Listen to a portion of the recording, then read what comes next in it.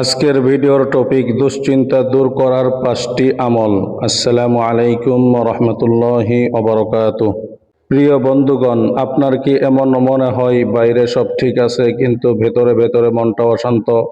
ভবিষ্যৎ নিয়ে ভয়, সংসার নিয়ে চিন্তা, রিজিক নিয়ে দুশ্চিন্তা কিংবা এমন কোনো সমস্যা যার সমাধান খুঁজে পাচ্ছেন না? তাহলে ভিডিওটি স্কিপ করবেন না, কারণ কোরআন ও সহিহ হাদিসে দুশ্চিন্তা ও অস্থিরতার সময়ে আল্লাহর কাছে ফিরে যাওয়ার অসাধারণ কিছু আমল শেখানো হয়েছে।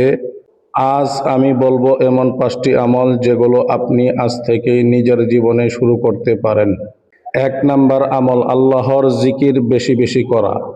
মহান আল্লাহ পাক রব্বুল আলামিন সূরা আর-রাদের 28 নম্বর আয়াতে বলেন, الذين آمنوا وتطمئن قلوبهم بذكر الله ألا بذكر الله تطمئن القلوب। অর্থ, যারা ঈমান এনেছে এবং আল্লাহর স্মরণে যাদের অন্তর প্রশান্ত হয়, জেনে রাখো আল্লাহর স্মরণই অন্তরসমূহ প্রশান্ত হয়। তাই মন অস্থির হলে শুধু মানুষের কাছে অভিযোগ না করে আল্লাহকে বেশি বেশি স্মরণ করুন। সুবহানাল্লাহ, আলহামদুলিল্লাহ, আল্লাহু আকবার, লা ইলাহা ইল্লাল্লাহ এগুলো বেশি বেশি পাঠ করুন। কিন্তু এমন একটি দোয়া আছে যা রাসূল সাল্লাল্লাহু আলাইহি ওয়াসাল্লাম নিজেই দুশ্চিন্তা থেকে আশ্রয় চেয়ে পড়তেন, আর সেটি হচ্ছে দ্বিতীয় আমল। সহিহ আল বুখারীর 6369 নম্বর হাদিস, রাসূল সাল্লাল্লাহু আলাইহি ওয়াসাল্লাম এই দোয়া পড়তেন, আল্লাহুম্মা ইন্নী আউযু বিকা মিনাল হাম্মি ওয়াল হুজনি ওয়াল আজাজি ওয়াল কাসালি ওয়াল জুবনি ওয়াল বুখনি ওয়া দালাআতিদ দাইনি ওয়া গালাবাতির রিজাল।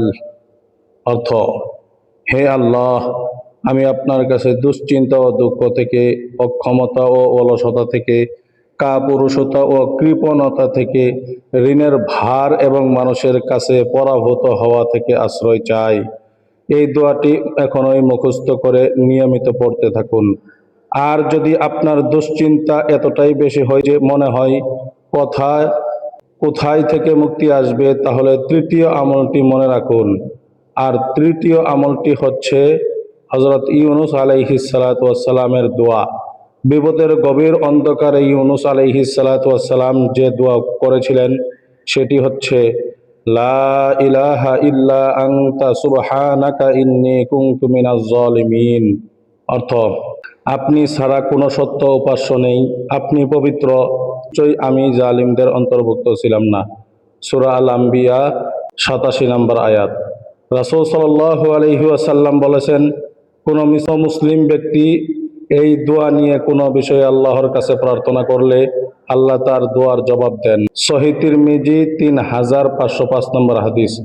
তাই বিপদে পড়ে হতাশ না হয়ে এই দোয়াটি আন্তরিকতার সঙ্গে বেশি বেশি পাঠ করুন।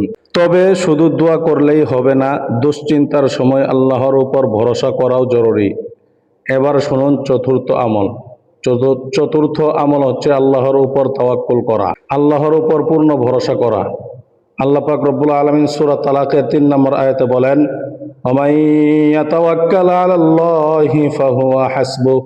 অর্থ, আর যে ব্যক্তি আল্লাহর উপর তাওয়াক্কুল করে তিনি তার জন্য যথেষ্ট। এর অর্থ, সমস্যা এলে কোনো চেষ্টা না করা নয়, বরং নিজের সাধ্য অনুযায়ী চেষ্টা করবেন। এর অর্থ সমস্যা এলে কোনো চেষ্টা না করা নয়, বরং নিজের সাধ্য অনুযায়ী চেষ্টা করবেন, তারপর ফলাফল আল্লাহর হাতে ছেড়ে দেবেন। নিজেকে বলুন, আমি চেষ্টা করব, কিন্তু ফলাফল আমার রবের হাতে। আর শেষ আমলটি এমন একটি কোরআনের বার্তা যা হতাশ হৃদয়ে আশার আলো জ্বালিয়ে দেয়। 5 নম্বর আমল, কঠিন সময়েও আশা না হারানো। মহান আল্লাহ পাক রব্বুল আলামিন সূরা আশ-শারাহ এর 5-6 নম্বর আয়াতে বলেন, ফাইন্না মাআল উসরি ইসরা, ইন্না মাআল উসরি ইসরা।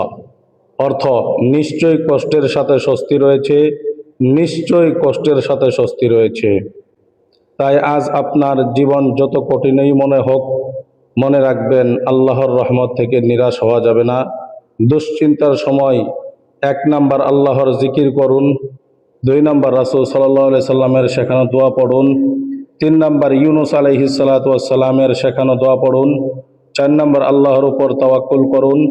5 নম্বর কঠিন সময়েও আল্লাহর রহমতের আশা রাখুন। আপনি যদি আজ কোনো দুশ্চিন্তার মধ্যে থাকেন তাহলে কমেন্টে শুধু লিখুন আল্লাহ আমার জন্য যথেষ্ট।